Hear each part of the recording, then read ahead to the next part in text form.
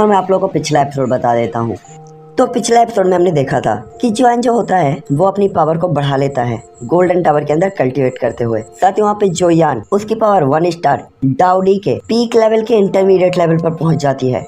लेकिन जॉन ने अपनी पावर को हाइड करके रखा हुआ था, इसीलिए इंटरमीडिएट लेवल का पीक लेवल सबको लग रहा होता है। जिसके बाद जॉन लॉन्गी के बारे में पूछता है तो जॉन लोग बताता है वो कल्टीवेट कर रहा है और ठीक होने के बाद बाहर आ जाएगा। और जॉन को एक मॉन्स्टर माउंटेन के बारे में बताता है। जॉन वहाँ जाने के लिए एग्री हो जाता है। जिसके बाद वो जियोलॉन्ग से जाकर मिलता है। जियोलॉन्ग भी जॉन को जो उन्होंने जॉन के लिए प्रिपेयर किया था वो देते हैं। जॉन कहता है क्या डुई कॉन्टिनेंट की करेंसी यहाँ चलेगी? तो वो कहता है ना रे बाबा, मोदी जी ने बंद कर दी है, हमारे यहाँ 2000 के नोट ना चलते अब। और इसके बाद वो कहता है मैंने लेकिन तेरे लिए कुछ पैसे तैयार किए हैं तो इनका यूज कर सकता है। और 10,000 गोल्ड कॉइन जॉन को दे देते हैं। देन जो यहाँ से एक बॉर्म होल की हेल्प से निकलता है। लेकिन उस समय जोली और जोलोंग दोनों ही जॉन को वेलकम करते हैं और कहते हैं भाई 1 साल बाद जल्दी से आ जाइयो, क्योंकि तुझे नेचुरलाइजेशन को कंप्लीट करके जो क्लेन का मेंबर बनना है। जिसमें जॉन कहते तीसरी बात अभी आता हूँ, यूं गया यूं आया। और वॉर्म होल के अंदर एंटर होता है, एक जगह पर पहुंचता है जिसका नाम होता है मुयुन टाउन करके कोई टाउन था, जो कि जस्ट साथ ही यहाँ पे इमिजाओ की काफी बड़ी आर्मी थी और काफी अलग अलग सेक्ट की भी आर्मी थी। जिसके बाद हमने देखा था जोयान यहाँ से एक मेडिकल शॉप पे घुसा था, वहाँ से ग्रीन गैनोडर्मा लिया था जो कि रेड गैनोडर्मा था। और इसके बाद जॉन एक सराय ढूंढता है और वहाँ पे इंतजार करता है और कल सुबह वहाँ से अगले एक माउंटेन में जाने का सोचता है। और ये एपिसोड मैंने वही ऐड किया था। तो ये एपिसोड स्टार्ट होता है जस्ट वहीं से। साथ ही कोई कह रहा था कितने एपिसोड कंप्लीट हो गए, तो 50+ एपिसोड कंप्लीट हो चुके हैं। स्पीड बराबर चल रही है तो परेशान मत हो। जिसके बाद ये खामोश रात चुपचाप कट जाती है और दूसरे दिन का उजाला जो यान के सामने आता है और जॉन आंखें खोलता है। इस टाइम पे जॉन बिस्तर पे क्रॉस लेकर के बैठा हुआ था और जॉन का जो डूकोई था जॉन उसे ऑब्जर्व कर रहा था और यहाँ पे कल्टीवेट कर रहा था। साथ ही साथ इस कोई को ऑब्जर्व करने के कारण जोयान सबसे अच्छे मूड में होता है।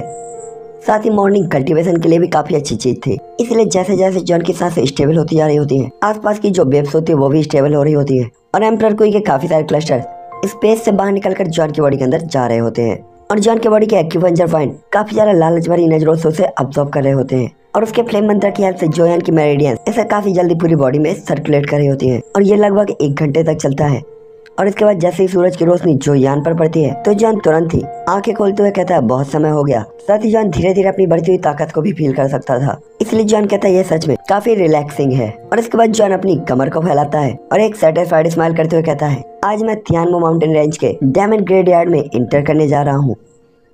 मैं वास्तव में इंतजार नहीं कर सकता, मैं उस जगह को देखना चाहता हूँ। जिसके बाद सब कुछ तैयार करने का जोयान सराया को छोड़कर हलचल भरे शहर के अंदर चला जाता है। और इसके बाद इस धीरे धीरे थियानमो माउंटेन रेंज की अकेली जर्नी में जॉन निकल जाता है। जिसके बाद हमें दिखाया जाता है शांत जंगल। और इस जंगल के अंदर जॉन ने एशियंट हैवी जॉन रूलर को अपने हाथ में पकड़ रखा था, क्योंकि वो हर एक सिचुएशन के लिए काफी अलर्ट था। जिसके बाद जॉन कहता है ओल्ड जान अब हमें क्या करना चाहिए। साथ ही जॉन टावर के अंदर ओल्ड जान से डायरेक्टली बातचीत कर सकता था। थोड़ी देर बाद जॉन की आवाज कान में एक ओल्ड आवाज आती है ईस्ट डायरेक्शन की ओर जाओ और यहाँ पे रुकने के लिए एक जगह ढूंढो, अब तुम्हारी ताकत थोड़ी कम हो गई है। जिस पे जॉन सिर हिलाते हुए तुरंत ही ईस्ट डायरेक्शन की तरफ जाने लगता है। उसे पता था अभी लड़ने का टाइम नहीं है, इसीलिए अपने लिए स्लेप प्लेस खोजना सबसे बेहतर था। जिसके बाद जॉन काफी ज्यादा स्पीड के साथ सामने की डायरेक्शन में दौड़ता हुआ जाता है और अचानक एक जगह पर रुकते हुए कहता है ये यहाँ है। और इसके बाद जॉन अपने सामने एक काफी बड़े झरने को देखता है। जिसके बाद जॉन झरने की डायरेक्शन में जाता है और अपने आसपास स्पिरिचुअल पावर से वो चेक करने लगता है कि कहीं कोई खतरा तो नहीं है और कोई मॉन्स्टर तो नहीं है। और जब उसे कोई भी मॉन्स्टर फील नहीं होता तो वो थोड़ा सा रिलैक्स फील करता है। जिसके बाद जॉन खड़ी एक पहाड़ की दीवार पर पहुंचकर काफी ज्यादा अलर्ट तरीके से अपने लिए एक केव को चूज करता है जो जमीन से 4 या 5 मीटर ऊपर थी।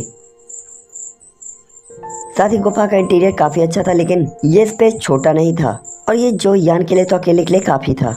और कुछ टाइम तक केव की जमीन को अलर्ट तरीके से स्कैन करने के बाद जो यान को यहाँ पे किसी भी मैजिकल बीच द्वारा छोड़ा गया कुछ भी नहीं मिलता। जिसके बाद जो यान थोड़ा सा राहत की सांस लेते हुए जियोलॉन्ग द्वारा दी गई स्टोरेज रिंग से तैयार किए गए चीजों को बाहर निकालता है।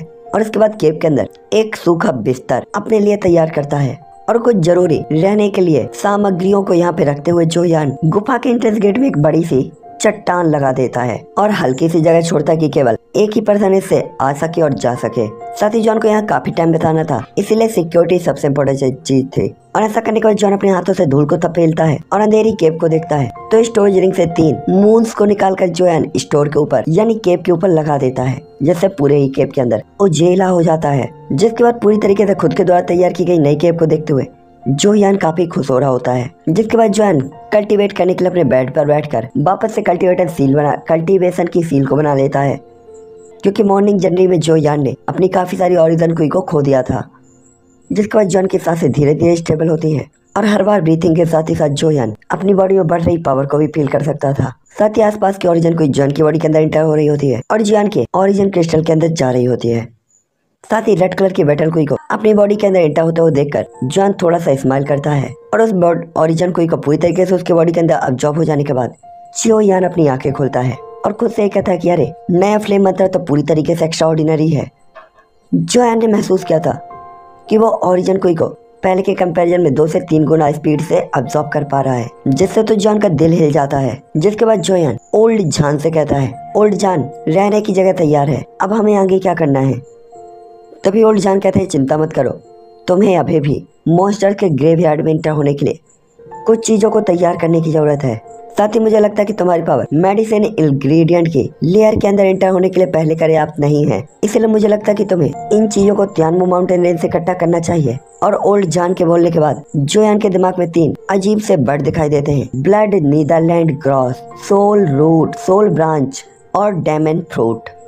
जिसके बाद ओल्ड जान बताते हैं, blood Netherland root blood energy के अटैक को रोक सकती है और खुद की और आपके माइंड पावर की प्रोटेक्शन कर सकती है, और इसका यूज करते हुए डेमन या कि मॉन्स्टर ग्रेवयार्ड में जाना काफी ज्यादा इम्पोर्टेंट होगा। जिसके बाद आती है सोल ब्रांच, जिससे आपको इकट्ठा करने की जरूरत है, और ये चीज आपकी बॉडी के अंदर खत्म हो चुकी ओरिजिन कुई को तुरंत ही एक्सट्रीम लेवल पर फिर से फुल कर देगी और किसी अननोन कंडीशन में ये आपकी लाइफ भी बचा सकती है। जिसके बाद है मैजिकल फ्रूट या डेमन फ्रूट, और ये मेडिसिनल इंग्रेडिएंट काफी ज्यादा रेयर है, और यहाँ तक ये पहले के 2 इंग्रेडिएंट से भी ज्यादा रेयर। साथ ही इसका इफेक्ट सबसे ज्यादा पावरफुल है। साथ ही ये मॉन्स्टर्स के ऊपर काफी अच्छा इफेक्ट डालता है। साथ ही एक पर्सन जब मर जाता है तो वो एक इविल सोल में कन्वर्ट हो जाता है, लेकिन मैजिकल फ्रूट वास्तव में आसानी से उसे डिस्ट्रॉय कर सकता है। इसीलिए ग्रेवयार्ड के अंदर एंटर होने से पहले आपको मैजिकल फ्रूट भी ढूंढ लेना चाहिए। साथ ही मिस्टर जान ने जो जोयान को मेडिसिनल इंग्रेडिएंट बताए थे वो नॉर्मली सभी लोग जानते थे, लेकिन ये काफी ज्यादा कीमती और रेयर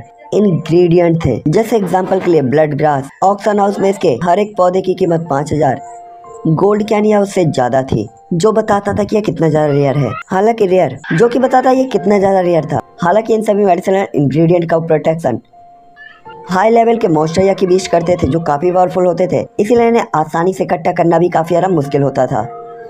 हालांकि जोयान तियानमू माउंटेन रेंज के बाहर तियानमू माउंटेन रेंज के अंदर काफी देर तक खोजबीन करता है, लेकिन जोयान को ये इंग्रेडिएंट कहीं पे भी नहीं मिलते। इसलिए वो हेल्पलेस तरीके से अपने ऊपर ही स्माइल करता है कि वास्तव में इन्हें प्राप्त करने के लिए उसे तियानमू माउंटेन रेंज के डीप एरिया के अंदर एंटर होना होगा, क्योंकि शायद ये काफी ज्यादा कीमती मेडिसिनल हब्स थे। लेकिन तियानमू माउंटेन रेंज के डीप एरिया के लिए जोयान अभी भी डर रहा होता है। साथ ही जोयान ने फील किया था कि उन इंग्रेडिएंट की पावर को स्ट्रॉन्ग स्पिरिचुअल पावर होना चाहिए, और अगर जोयान बाहर उसे देख नहीं पा रहे तो इसका मतलब था डीप एरिया में ही वो उसे मिलेंगे, और जोयान के पास इसके अलावा कोई ऑप्शन नहीं था कि वो उन्हें ढूंढने के लिए डीप एरिया में जाए। साथ ही दोपहर वो टाइम था जब मॉन्स्टर दिन के दौरान आते जाते रहते थे, और जोयान इस बात से भी काफी ज्यादा फेमिलियर था, इसीलिए वो खास तौर पे मेडिसिनल इंग्रेडिएंट की तलाश के लिए इस टाइम को चुनता है। और अपनी जर्नी के दौरान वो शायद ही कभी इन मॉन्स्टर से मिला हो जो भोजन की तलाश में निकले थे। कभी कभी 1 या 2 से वो मिलता था। हालांकि मॉन्स्टर इसे नोटिस तो कर लेते थे, लेकिन वो भी जोयान को इग्नोर मार देते थे। जिसके बाद जोयान की फिगर कुछ झाड़ियों की आड़ के साथ छोटा सा रास्ता बनाते हुए आगे बढ़ जाती है। तभी जोयान की आंखों के सामने उसे लाल पत्थर का एक ढेर दिखाई देता है, और पत्थर के ढेर के पीछे एक पहाड़ी दीवार थी, जिस पर लाल कलर की काफी सारी वेल्स फैली हुई होती है, यानी कि वाइन्स फैली हुई होती है। और स्टोन के ब्लड रेड ढेर को देखकर जोयान काफी हैरान होता है। जोयान जब वो लाल पत्थर के ढेर को देखता है तो जोयान फील कर सकता था एक काफी स्ट्रॉन्ग एनर्जी इस स्टोन से चारों तरफ जनरेट हो रही होती है। जिसके बाद जोयान उस ब्लड रेड स्टोन के ढेर को देखते हुए उसकी नजर अचानक से उस दीवार के पीछे ब्लड रेड ग्रॉस पर रुक जाती है, जिससे हल्का सा ब्लड का स्मेल और टेस्ट आ रहा होता है। ये देखकर जोयान सरप्राइजिंगली कहता है, ब्लड ग्रॉस। इस टाइम पे जोयान अपनी होली फ्लेम और हैवी जोयान रूलर को कस के पकड़े हुए होता है। उसे पता था कि इतनी कीमती चीज किसी न किसी पावरफुल बीस्ट द्वारा तो प्रोटेक्टेड होगी। ऐसा तो था नहीं कि बेल ही लगी हुई थी कि जाओ और उखाड़ कर ले जाओ। यहाँ तक कि जोयान भी उन लोगों का पता लगाने में कब्बल नहीं था जो लोग यहाँ पे उससे भी ज्यादा ताकतवर थे। हालांकि जोयान जैसे ही उस ब्लड अंडरवर्ल्ड ग्रास के करीब पहुंचता तो जोयान के दिल में अचानक से ठंडक आ जाती है। उसके कदम रुक जाते हैं और वो अपनी भौं चढ़ाते हुए तुरंत ही घूमकर पीछे की तरफ भागने ही वाला था कि तभी एक बूम की आवाज आती है, और जोयान जैसे ही मुड़ा एक पर्पल शैडो जोयान के पीछे आकर रुक जाती है और जोयान के भागने के रास्ते को रोक देती है। साथ ही उस जाइंट बीस्ट की अचानक से प्रेजेंस को देखकर जो यान की पीठ में ठंडा पसीना दौड़ जाता है और उसकी पूरी बॉडी पे ठंडक फैल जाती है, यहाँ तक कि जो यान हिलने तक की हिम्मत नहीं करता और उस बीस्ट को देखता है जो कि काफी बड़ी डेमन फॉक्स होती है, जो कि पर्पल कलर से ढकी हुई होती है। साथ ही डेमन फॉक्स लगभग 10 मीटर से ज्यादा लंबी होती है और पूरी तरीके से फेदर से ढकी हुई थी। मुंह में नुकीले दांत और क्रूअल किलिंग इंटेंट और उसकी बॉडी से रिलीज हो रहा था। साथ ही जॉन ने फील किया था कि इस डेमन फॉक्स की पावर शायद 1 स्टार के लास्ट स्टेज पर है। इसलिए जॉन मन ही मन में कैलकुलेट करता है, अगर ऐसा है तो इसे निपटना आसान होना चाहिए। जिसके बाद जॉन अपनी हैवी जॉन रूलर को मजबूती से पकड़ लेता है और अपनी फ्लेम को भी स्टेबल करता है और बूम बाम की आवाज आने लगती है। और इस टाइम पे डेमन फॉक्स जोर जोर से हाँफ रही होती है और उसकी आंखें जो यान को करीब से घूर रही होती है, जो अचानक ही उसके एरिया में घुस आया था। जिसके बाद उसके पंजे जमीन में धस जाते हैं और वो काफी ज्यादा पावरफुल तरीके से आगे की तरफ दौड़ पड़ती है और पीछे जमीन से काफी ज्यादा मिट्टी पीछे की तरफ उछल जाती है। तभी उस फॉक्स को देखते हुए जो कि किलिंग इंटेंट और के साथ काफी ज्यादा खतरनाक लग रही होती है, जो यान तुरंत ही कहता है, ओल्ड जॉन मेरे पास इसके साथ फाइट में जीतने की क्या पॉसिबिलिटी है। जॉन केवल जान से ही पता कर सकता था कि डेमन फॉक्स कितनी ज्यादा स्ट्रॉन्ग है। तभी ओल्ड जॉन कहता है, ओरिएंटल डेमन फॉक्स, इसके प्रेजेंट टाइम की पावर से निपटना वास्तव में कठिन है और जीतने की पॉसिबिलिटी मोस्ट ऑफ 30% होनी चाहिए, लेकिन ये ब्लड ग्रास ये भी काफी रेयर है और मुझे लगता है कि तुम्हें ये चांस नहीं चूकना चाहिए। जिसके बाद जोयान डेमन फॉक्स के ऊपर अपना ध्यान फोकस करता है, क्योंकि अब फाइट के अलावा कोई भी ऑप्शन नहीं था। साथ ही जॉन ने देखा था इस डेमन फॉक्स के पेट के नीचे एक काफी खतरनाक निशान था और उस निशान से डेमन फॉक्स के बॉडी से ब्लड बह रहा होता है। साथ ही उस खतरनाक घाव को देखते हुए जॉन ये अंदाजा लगा सकता था कि किसी पावरफुल मैजिकल बीस्ट के पंजे से इंजर्ड हुई है। साथ ही इंजर्ड मैजिकल बीस्ट भी काफी ज्यादा खतरनाक होते थे और ऐसा कहा जा सकता था कि बदकिस्मत जोयान अभी अभी एक इंजर्ड डेमन फॉक्स के एरिया में घुस आया था। जिसकी वजह जॉन कहता है, ऐसा लगता है कि ब्लड ग्रास ने काफी सारे एनिमीज को अट्रैक्ट किया है और उस मॉन्स्टर को भी जिसने इसे ये चोट पहुंचाई है वो ब्लड ग्रास पसंद थी, लेकिन शायद इस डेमन फॉक्स ने उसे भी निपटा दिया। तथा इस टाइम पे उस घाव को देखते हुए जॉन की आंखें सिकुड़ी हुई होती है और हार्ट बीट काफी फास्ट होती है, क्योंकि नॉर्मल सिचुएशन में उसके लिए इस फॉक्स को हराना इम्पॉसिबल था, जिसकी ताकत लेट स्टेज पर थी ह्यूमन 1 स्टार डाउडी के। लेकिन प्रेजेंट टाइम की सिचुएशन को अब जोयान के हक में कहा जा सकता था। साथ ही जॉन की हरकतें इस बीस्ट को उकसाने वाली लग रही होती है और जैसे ही जॉन अपने कदम को आगे बढ़ाता है, डेमन फॉक्स की आंखें लाल होती है और वो जॉन की तरफ दौड़ पड़ती है और उसके पंजे में व्हाइट कलर की एनर्जी कंडेंस होने लगते हैं। ये देखकर जॉन तुरंत ही कहता है, एम्परर यान बॉडी। और जॉन की बॉडी के आर पार चारों तरफ दर्जनों आग की फ्लेमें घूमने लगते हैं, जो तेजी से जॉन की बॉडी को प्रोटेक्ट करने लगती है। और आपको तो पता ही होगा जॉन के पास 23 हेवनली फ्लेम्स थी, जिसके कारण जॉन ने फायर बर्निंग बॉडी का यूज करते हुए हुंतियांडी के साथ फाइट की थी। ये वही बॉडी है। जैसे ही जॉन इस बॉडी को अफेयर करता है तो जॉन के पूरी एक्यूपंक्चर पॉइंट से उसकी फ्लेम रिलीज होने लगती है और यहाँ पे जॉन लगता है फ्लेम दी गॉड। साथ ही फ्लेम के काफी सारे ड्रैगन घूमते हुए जॉन का चक्कर लगा रहे होते हैं, जिसके बाद ये फ्लेम जॉन के हैवी जॉन रूलर में भी इकट्ठा होने लगती है और ये होती है जॉन की फ्लेम डाउडी बॉडी। और जॉन का फिगर कई दर्जनों गुना बड़ा हो जाता है। साथ ही जोयान डाउडी बॉडी के साइज को कंट्रोल कर सकता था, इसलिए जॉन इसे मध्यम रखता है। और इस बड़ी सी बॉडी का मतलब ये नहीं था कि ये स्ट्रॉन्ग नहीं है, बल्कि ये लाइफ और डेथ के टाइम पे जॉन का सबसे बड़ा और सबसे बढ़िया एफर्ट था। इस टाइम पे जॉन काफी सीरियस होता है और 22 अलग अलग फ्लेमों से घिरा हुआ होता है। साथ ही ये फ्लेम जॉन के हैवी जॉन रूलर की तरह भी काफी आइकॉनिक वे में घूम रही होती है। जिसके बाद जोयान उससे पावरफुल पावर को कंडेंस करता हुआ डेमन फॉक्स के ऊपर अटैक कर देता है और एक खतरनाक एनर्जी स्टॉर्म सीधा ही डेमन फॉक्स की तरफ उड़ जाता है, जो कि आसपास की चट्टानों को भी पाउडर में बदल देता है। लेकिन वास्तव में नीदरलैंड ब्लड ग्रास के आसपास के एरिया को जरा सा भी नुकसान नहीं हुआ था। ये देखकर जॉन तुरंत ही कहता है, क्या मजबूत स्पिरिचुअल पावर है इस इंग्रेडिएंट के अंदर। हालांकि जब जोयान की हेवनली फ्लेम फायर रूलर से कंडेंस होकर आगे की तरफ बढ़ती है तो ये काफी ज्यादा खतरनाक लग रही होती है। साथ ही वो जो डेमन फॉक्स होती है उसे ये झटका जैसे ही लगता है तो वो गुलाटियां खाते हुए काफी दूर तक लुढ़कती हुई जाती है, लेकिन वो तुरंत ही खड़ी हो जाती है और काफी जोर जोर से हाँफने लगती है।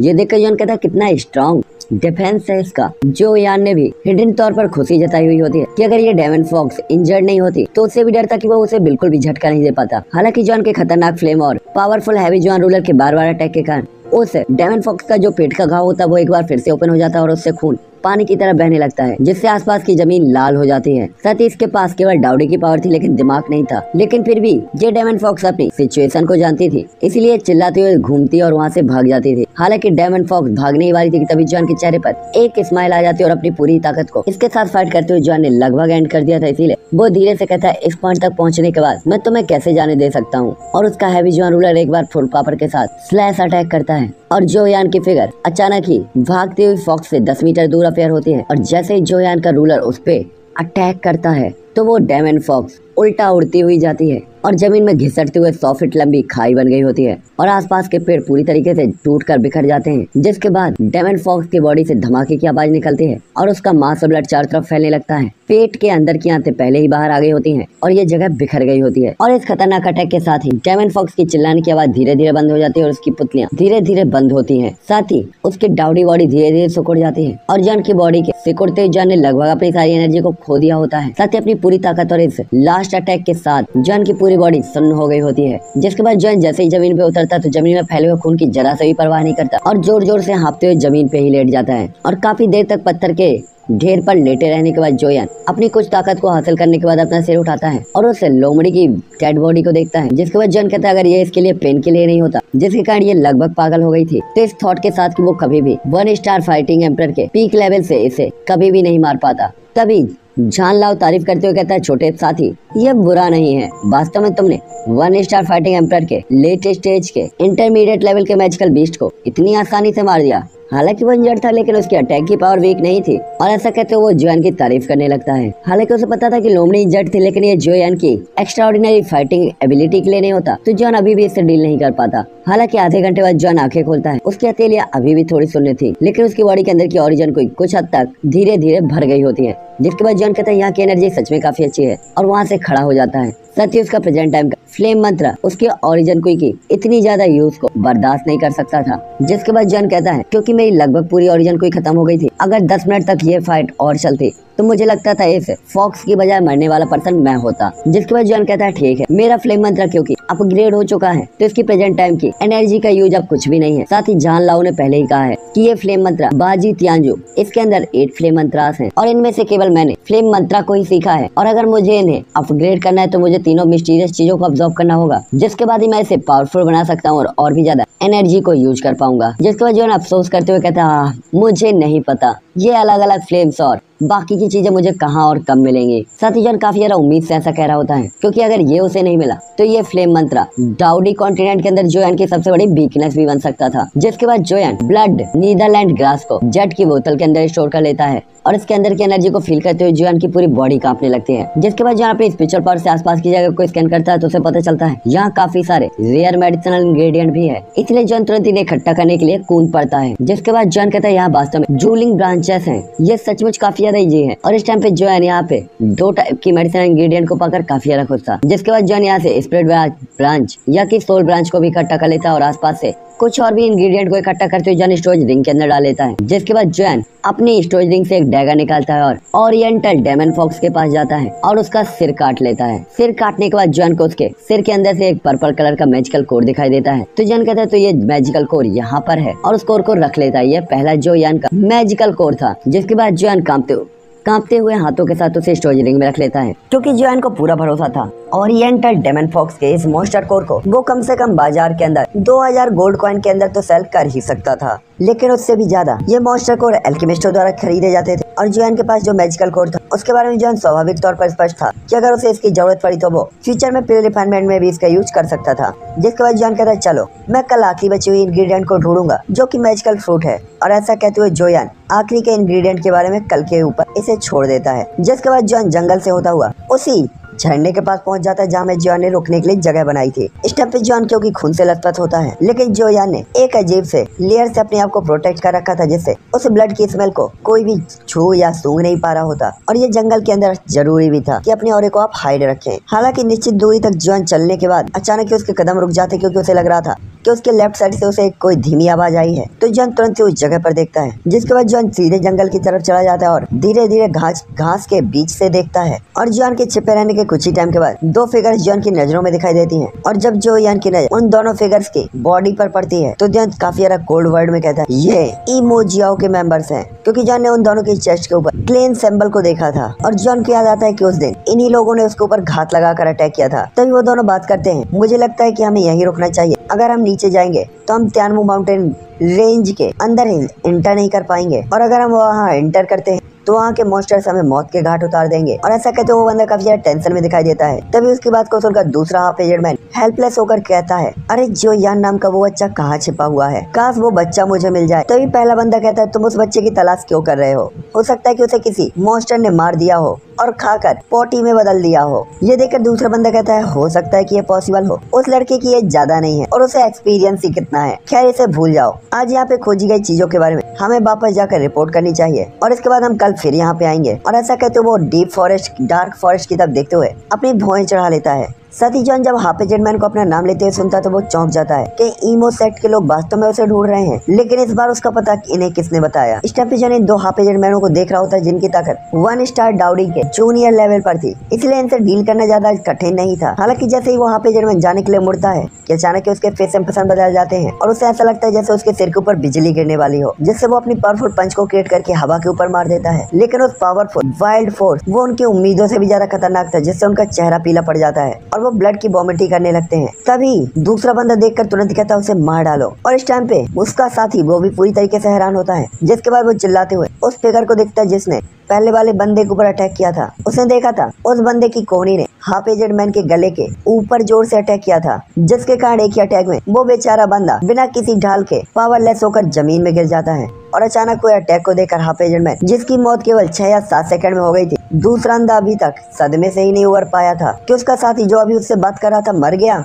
वो मर गया, वो कैसे मर गया, वो यही सोच रहा होता है। साथ ही दोनों के बीच की पावर में काफी बड़ा गैप था। ये दोनों बंदे जो हाफिज जेडमैन थे, इनकी पावर 1 स्टार डाउडी के इंटरमीडिएट लेवल पर थी। भला ये जॉन के लिए ओपोनेंट कैसे हो सकते थे जो पहले ही 1 स्टार डाउडी के पीक लेवल के इंटरमीडिएट लेवल पर था। तभी डरा हुआ वो दूसरा आदमी अपने सामने खून से लथपथ पर्सन को देखता तो तुरंत ही कहता है, तुम कौन हो, तुमने हम पर अटैक क्यों किया। ये देखकर जॉन तुरंत ही कहता है, मैंने तुम पे अटैक क्यों किया, अभी अभी तो तुमने मेरा नाम लिया, क्या तुम मुझे नहीं ढूंढ रहे थे। ये देखकर वो बंदा तुरंत ही कहता है, हम आपको ढूंढ रहे हैं, आप जो यान हैं। और जैसे ही वो ये नाम लेता है तुरंत ही पीछे मुड़कर गदगद देते हुए यहाँ से भागने लगता है और भागते हुए वो अपने हाथ से तुरंत ही एक सिग्नल फ्लेयर निकालता है। और जैसे ही वो उसे लॉन्च करने ही वाला था कि जॉन अचानक ही स्पीड के साथ उस सिग्नल फ्लेयर को पकड़ लेता है और उसे स्टोरेज रिंग में डाल देता है, जिसके बाद जॉन अपने पैर से उसकी कोहनी में बड़ी जोर से लात मारता है, जिससे बेचारा बंदा जमीन में घिसटता हुआ काफी दूर तक जाता है। और जॉन की स्पीड को देखकर तो वो बंदा काफी ज्यादा घबरा गया था, जिसके बाद वो अपनी कमर से एक लंबी तलवार निकालकर जॉन के ऊपर अटैक करता है। लेकिन जॉन उसकी अटैक से काफी आसानी से डॉज करते हुए एक बार फिर उसके पेट में लात मारता है, जिससे बेचारा बंदा जोर जोर से चीखने चिल्लाने लगता है और खून की उल्टियां करते हुए लड़खड़ाते हुए कुछ कदम तक पीछे जाता है। जिसके बाद जॉन उसके हाथ से उसकी तलवार को छीनकर उसके गले में रख देता है। जिसके बाद जॉन कहता है, या तो चुपचाप हार मान लो या अपना गला कटवा लो। और जैसे ये आवाज उसके कान में जाती है बंदा हैरान रह जाता है, जिसके बाद वो तुरंत ही कहता है, तुम मुझे मार डालो लेकिन इमोजी क्लेन के लोग तुम्हें जाने नहीं देंगे। उसके माथे से कोल्ड पसीना बह रहा होता है, उसकी आवाज काफी डरी हुई होती है। और क्या हुआ अगर तुम मुझे नहीं जाने दे सकते, देर सवेर वो लोग तुम्हें ढूंढ ही लेंगे। तभी जॉन कहता है, मुझे लगता है कि आप लोग इतना ज्यादा इंतजार नहीं कर सकते, ठीक है तुम मुझे मेरे कुछ सवालों के जवाब दो, जिसके बाद मैं तुम्हें जाने दे सकता हूँ। और ऐसा कहते हुए जॉन स्माइल करते हुए स्लॉट को उसके गले के और करीब ले आता है, जिससे उसके गले से हल्का सा ब्लड निकलने लगता है। जिसके बाद जॉन कहता है, अगर तुम ऐसा नहीं करते तो मैं तुम्हारी बॉडी के अंदर दर्जनों खून के धब्बे बना दूंगा और इसके बाद तुम्हारी लाश को चींटियां एक एक करके चीत कर खाएंगे। ये सुनकर तो हाफिज जेडमैन का चेहरा पीला पड़ जाता है और पैर कांपने लगते हैं। उससे उम्मीद नहीं थी कि जॉन इतना ज्यादा क्रूअल होगा, इसीलिए वो तुरंत ही डरते हुए कहता है, पूछो क्या पूछना चाहते हो, मैं तुम्हें सब कुछ बताऊंगा। तभी जॉन कहता है, मुझे ये बताओ तुम्हें मेरा ठिकाना कैसे पता चल जाता है। यह सुनकर वो बंदा तुरंत कहता है, हमें अभी आपको पकड़ने के लिए सीनियर से ऑर्डर मिला और आपके ठिकाने के बारे में भी हमें सीनियर ने ही बताया है। साथ ही सीनियर को आपके ठिकाने के बारे में कैसे पता चला ये तो मुझे भी नहीं पता। साथ ही उस पर्सन के इंप्रेशन को देखते हुए जॉन को लग रहा होता कि ये झूठ नहीं बोल रहा। तभी जॉन कहता है, तुम्हारे डेमन सेट ने मुझे पकड़ने के लिए कितने लोगों को भेजा है। ये सुनकर तो वो बंदा थोड़ा सा हेल्पलेस तरीके से कहता है, क्योंकि हमें सीनियर से ऑर्डर मिला आपको पकड़ने के लिए, इसीलिए मुझे लगता है मोयून टाउन के डेमन सेट के सभी मेंबर्स को भेज दिया गया है। ये सुनकर जॉन कहता है, मुझे उनसे इतना शोर मचाने की उम्मीद नहीं थी, आप सचमुच मेरे बारे में बहुत ज्यादा सोचते हैं। और ऐसा कहते जॉन क्या को किलिंग इंटेंट ऑर्डर दिखाई देने लगता है। और जॉन कहता है, आखिरी सवाल, मोयून टाउन के लोग उनकी पावर क्या है। ये सुनकर वो बंदा तुरंत कहता है, मोयून टाउन में इमोजी और डेमन सेट के 50 से ज्यादा लोग हैं, उनमें से 30 से ज्यादा लोग मेरे जैसे हैं और उनमें से ज्यादातर की पावर 1 स्टार डाउडी के इंटरमीडिएट लेवल पर है। और जहाँ तक 20 या उससे ज्यादा लोगों की बात है, उनकी पावर 1 स्टार डाउडी के लेट स्टेज पर पहुंच चुकी है। और केवल सब हॉल मास्टर उनकी पावर 2 स्टार इंटरमीडिएट लेवल पर है और उनकी ताकत काफी ज्यादा पावरफुल है। और ऐसा कहते वो हाफिज जेडमैन अपनी आंखों को घुमाता है और उसके हाथ में एक खंजर अफेयर होता है। तभी जॉन कहता है, ओह, और थोड़ा से हिलाता है और इसके बाद इस्तेमाल करते हुए जॉन कहता है ऐसा लगता है कि आप भी जानते हैं कि मैं तुम्हें जिंदा नहीं जाने दूंगा। ये देखते हुए वो हाफ एजरमैन तुरंत ही चिल्लाते हुए कहता है गो टू हेल, और उसका खंजर जो यान की चर्च की तरफ आता है, लेकिन जॉन पीछे हट जाता है और तुरंत ही उसकी लॉन्ग स्वॉर्ड ब्लड मार्क को क्रिएट करती है और हाफ एजरमैन का गला लेफ्ट राइट हो जाता है। जॉन इस बंदे को जिंदा जाने तो नहीं दे सकता था क्योंकि ये ज्यादातर लोगों को अट्रैक्ट करता जो यान को ढूंढने के लिए आ सकते थे। जिसके बाद जॉन उसकी डेड बॉडी को खाई में फेंकते हुए कहता है ओल्ड जान, मुझे लगता है कि डेमन ग्रेवयार्ड में जाने की मेरी जर्नी को मुझे फास्ट करना होगा। ये सुनकर आवाज आती है ठीक है, ये वास्तव में थोड़ा स्ट्रिक्ट होना चाहिए। और जॉन के रिंग के अंदर गोल्डन टावर से आवाज आती है और जान लाओ हल्का सा स्माइल करता है। तभी जॉन कहता है मैं बस इस बात का वेट कर रहा हूँ कि डेमन ग्रेवयार्ड के अंदर ऐसा क्या है जो 1 स्टार डाउडी को 2 स्टार डाउडी में ब्रेक थ्रू करा सकता है। साथ ही जॉन को पता था उस लेवल तक पहुंचने के बाद उसे ज्यादातर लोगों से डरने की जरूरत नहीं थी, इसलिए जॉन जल्द से जल्द उस लेवल को ब्रेक थ्रू करना चाहता था। जिसके बाद हमें डेमन क्लाउड टाउन दिखाया जाता है जहाँ पे डेमन सेट की एक ब्रांच थी और यहाँ के हॉल के अंदर का माहौल काफी अजीब था और कुछ पावरफुल पर्सन यहाँ पे बैठे हुए होते हैं और ये मोर्न टाउन के डेमन सेट की ब्रांच के पावरफुल लोग थे। और हॉल के ऊपर थोड़े से उदास चेहरे वाला एक हाफ एजरमैन बैठा हुआ होता है और उंगलियों से मेज को थपथपा रहा होता है। जिसके बाद वो बोलता है मुझे खबर मिली है कि आज भेजी गई टीम के 2 लोग गायब हैं और वो तियानमू माउंटेन रेंज में गायब हुए हैं। और ऐसा कहते हुए उसकी आवाज काफी ज्यादा अजीब और उदास होती है और यही डिप्टी हॉल मास्टर होता है जिसकी उस बंदे ने बात की थी। तभी एक बंदा कहता है डिप्टी हॉल मास्टर, शायद उन पर किसी मॉन्स्टर ने अटैक किया होगा। और ये एल्डर जानता था कि माउंटेन में डेमन्स का अटैक करना यानी मॉन्स्टर्स का अटैक करना और लोगों का मरना तो नॉर्मल बात है। तभी एल्डर की बात को सुनकर हाफ एजरमैन जो कि डिप्टी चीफ था और इसका नाम हुआ यू था, वो तुरंत ही कहता है यदि आप किसी डेमन्स के अटैक का सामना करते हैं तो आपको कुछ निशान तो मिलने ही चाहिए। लेकिन वहाँ पे उन्हें ढूंढने के लिए गए लोगों ने उस एरिया को काफी अच्छी तरीके से खोजा है, लेकिन उन दोनों के बैटल का कोई भी निशान वहाँ नहीं मिला। और आखिरकार वो नौसिखिया तो नहीं है जो कोई गलती करेंगे, मुझे लगता है कि उनके ऊपर किसी ने अटैक किया है और शायद इसे उसी पर्सन को होना चाहिए। तभी एल्डर कहता है वो सिर्फ एक नया आया हुआ पर्सन है, जबकि उन दोनों बंदों की पावर 1 स्टार डाउडी लेवल के इंटरमीडिएट लेवल पर थी। ये भरोसा करना अभी भी कठिन है कि केवल उसने उन दोनों को मार डाला। तभी वो डिप्टी हॉल मास्टर कहता ठीक है, अब इस बात पे बात नहीं करते, तियानमू माउंटेन रेंज में खोजने के एरिया को और बढ़ा दिया जाए और किसी को भी गलती करने की कोई भी इजाजत नहीं है। हमें उस पर्सन को कम से कम टाइम के अंदर ढूंढना है। और ऐसा कहते हुआ यू अपनी मुट्ठी को कस लेता है। सत्य उसके इन्फॉर्मेशन के अकॉर्डिंग जो यान केवल 1 स्टार डाउडी था जो अभी डाउट क्यू कंटिन्यूट से आया था, इसीलिए कुछ ही महीनों के अंदर वो 1 स्टार डाउडी के इंटरमीडिएट लेवल के 2 लोगों को बिल्कुल भी नहीं मार सकता था। और अगर उसके लिए वास्तव में वो दोनों ओपोनेंट नहीं है तो कोई भी सरप्राइज नहीं था कि मेन हॉल के एल्डर ने उसे इतनी अर्जेंटली पकड़ने के लिए कहा था। जिसके बाद हमें जॉन की केव दिखाई जाती है जहाँ पे गोल्डन टेम्पल या की टावर धीरे धीरे तैर रहा होता है और उसके चारों ओर हल्की सी लाइट घूम रही होती है और काफी एशियंट एटमॉस्फेयर लग रहा होता है। जिसके बाद जॉन कहता है और जान आपने कहा था कि आपके चारों ओर लाइट के जो ये 4 पिलर है ये बैटल स्केल हैं। इस टाइम पे जोयान इस टावर के दूसरे लेयर यानी स्केल लेयर पर होता है और एल्डर जॉन के बगल पे थे। और इसके बाद जॉन 4 लाइट की रेस की तरफ देखते हुए बात करता है और ये बैटल स्केल जो कि हेवनली रैंक को क्रॉस कर चुके थे जॉन इन्हें काफी सरप्राइजिंगली देख रहा होता है और उसकी आंखें साइन हो रही होती हैं क्योंकि उसके प्रेजेंट टाइम के फाइटिंग स्किल डाउडी कॉन्टिनेंट में बकवास थे और फाइट करते टाइम जॉन इन स्किल्स पर भरोसा नहीं कर सकता था। और अगर उसके पास यहाँ पे हैवी जोआन रूलर नहीं होता तो वो कभी डेमन फॉक्स से जीत भी नहीं पाता। और बैटल स्किल्स जॉन के लिए अभी भी एक बड़ी समस्या थे जिनकी जॉन को तत्काल आवश्यकता थी। तभी ओल्ड जॉन कहते हैं ठीक है, हेवन लेवल के ऊपर के बैटल स्किल्स कल्टीवेट किए जा सकते हैं और ये अर्थ लेवल, वर्ल्ड लेवल और होली लेवल है। हालांकि प्रेजेंट टाइम की पावर के साथ आप बैटल स्किल बिल्कुल नहीं सीख सकते, यहाँ तक कि केवल आप उन्हें बर्बाद ही करेंगे। इसलिए जब तक आप ऐसा करने के लायक बन जाते हैं मैं आपकी मदद करूंगा और अपनी बॉडी को रिवाइज करते हुए और भी स्किल्स को तैयार करूंगा। जिसपे जॉन सिर हिलाते हुए ओल्ड जॉन को काफी ज्यादा रिस्पेक्टेडली देख रहा होता है और कहता है धन्यवाद मिस्टर जॉन, क्योंकि ये इस टाइम पे बिल्कुल ओल्ड एल्डर यालाओ की तरह जो उसकी सारी जरूरतों को पूरा किया करते थे और उसकी हमेशा हेल्प किया करते थे। तभी ओल्ड जॉन कहता है तुम्हारे पास जो भी स्किल्स है वो मुझे दो, मैं उन्हें अपग्रेड करने की पूरी कोशिश करूंगा। जिसपे जो यान तुरंत ही से हिलाते हुए अपनी सारी बैटल स्किल्स ओल्ड जॉन को सौंप देता है। तभी ओल्ड जॉन कहता है तुम सबसे पहले राइट हैंड की उस बैटल स्किल को सीखने के लिए कोशिश कर सकते हो। जिसपे जॉन से हिलाते हुए राइट साइड की उस बॉल की तरफ चला जाता है जो कि हल्की ब्लू कलर की थी। जिसके बाद जॉन उसके ध्यान में देखता है तो अंदर रेड कलर का स्क्रॉल होता है जिसके अंदर काफी नशीली पावर थी। जिसके बाद जॉन कहता है क्या ये बैटल स्किल हेवन रैंक को क्रॉस कर चुका है और जॉन उस रेस को पकड़ लेता है और इस बैटल स्किल को निकालता है। और जैसे ही जॉन इस बैटल स्किल को टच करता है तो ये लाइट में बदलकर जॉन की बॉडी के अंदर चला जाता है और काफी ह्यूज क्वांटिटी में इंफॉर्मेशन जॉन की दिमाग के अंदर जाने लगती है। जिसके बाद जॉन इसका नाम याद करता है जो कि होता है फ्लेम ब्लास्ट। तभी जॉन इस अजीब नाम को पढ़ता है तो उसे लगता है कि शायद इसका कल्टीवेशन वो हैवी जोआन रूलर के साथ कर सकता है और अपनी अलग अलग फ्लेमों के साथ वो इसे मिलाकर दोनों को कंबाइन कर सकता है। और उसी टाइम पे जॉन के दिमाग में एक अजीब सी फिगर अपीयर होती है और उस पर्सन ने ब्लैक कलर के कपड़े पहने हुए होते हैं, सिर पर लंबे काले बाल लटक रहे होते हैं और वो जोयान की ओर पीठ किए हुए खड़ा हुआ होता है, जिससे जॉन उसके चेहरे को देखने में कैपेबल नहीं था, लेकिन उसका औरत जॉन को काफी सरप्राइज कर रहा होता है। और उस बंदे ने भी एक रूलर पकड़ा हुआ होता है, जिसके बाद वो ब्लैक पर्सन अपने हाथ के विशाल रूलर को लेकर जब जॉन उसे देखता है तो उसे अपनी बातों पे विश्वास नहीं होता कि वो वास्तव में heavenly flame sword heavy John ruler था। जिसके बाद वो देख सकता था एक से बढ़कर अलग अलग फ्लेम उस रूलर के साथ कंबाइन हो रही होती हैं। जिसके बाद जॉन कहता है क्या ऐसा हो सकता है, जिस पर्सन को मैं अभी देख रहा हूँ वो हैवी जॉन रूलर का पिछला ओनर हो। और ऐसा कहते हो जोयान, उसके माथे से तो पसीने बहने लगते हैं। उस बंदे की पावर काफी ज्यादा अजीब लग रही होती है और वो बंदा एक्सट्रीमली शांत लग रहा होता है। जिसके बाद वो बंदा जैसे ही अपने पाँव को आगे की तरफ बढ़ाता है तो वो काफी बड़े एरिया को कवर कर लेता है। जिसके बाद वो अपने हैवी जॉन रूलर से एक पावरफुल अटैक करता है और एक रिस्ट्रिक्टेड पावरफुल स्ट्रॉन्ग ऑरा उससे जनरेट होता है, जो देखकर जॉन कहता है मुझे डर है। ये ऑरा वास्तव में हेवन रैंक को क्रॉस कर चुका है। और अपने सामने के अजीब सीन को देखकर जॉन शॉक रह जाता है, उसकी आंखें गर्म होती हैं। जिसके बाद जॉन कहता है मुझे विश्वास है फ्यूचर में मैं भी एक दिन इस मुकाम पर जरूर पहुंच सकता हूँ। और इसी के साथ ये एपिसोड यहीं पे एंड होता है। तो मैं मिलूंगा आपसे नेक्स्ट